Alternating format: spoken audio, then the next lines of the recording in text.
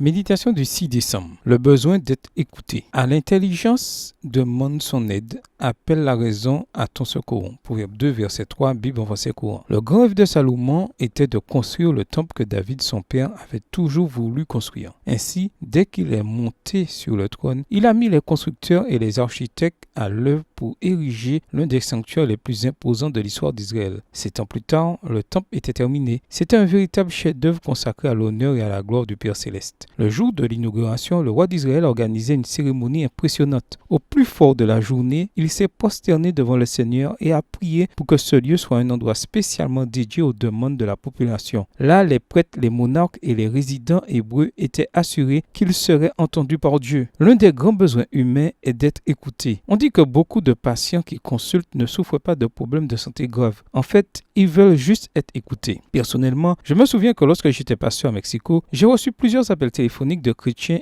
émigrés en Amérique que j'avais connus dans la capitale. Ils ne m'appelaient pas pour une question particulière. Ils voulaient juste que je les écoute. Ils me parlaient des difficultés et joies qu'ils expérimentaient en Amérique du Nord. Ils passaient des heures à parler, comme s'ils ne voulaient pas mettre fin à la conversation. Ils se sentaient seuls dans ce pays et cela les réconfortait de savoir que quelqu'un pouvait les écouter. Penses-tu que le Seigneur écoute tes prières? Quelle assurance as-tu que tes paroles soient prises en charge par Dieu lui-même? Ce matin, je tiens à te rappeler que Dieu est prêt à écouter ta prière. N'hésite pas à lui raconter chaque incident de ta vie. Parle-lui de tes problèmes et de tes joies, de tes défaites et de tes victoires, de tes défis et frustrations. Tu n'es pas seul. Je t'assure qu'il est prêt à écouter les histoires de ta vie, y compris ce qui peut sembler insignifiant aux autres, comme tes rêves romantiques, tes passions sportives ou tes malentendus avec un ami. Tout cela intéresse Dieu. Ce matin, je veux t'inviter à ouvrir ton cœur à Dieu comme à un ami. Peut-être qu'au début, cela te demandera quelques efforts à cause de ton manque de confiance. Mais lorsque tu commenceras à vivre avec lui, tu réaliseras qu'en réalité, c'est plus intéressant que tu ne le pensais. Le plus important est de te rappeler qu'il veut t'écouter et qu'il répond toujours. Bonne journée à toi et que le Seigneur te bénisse.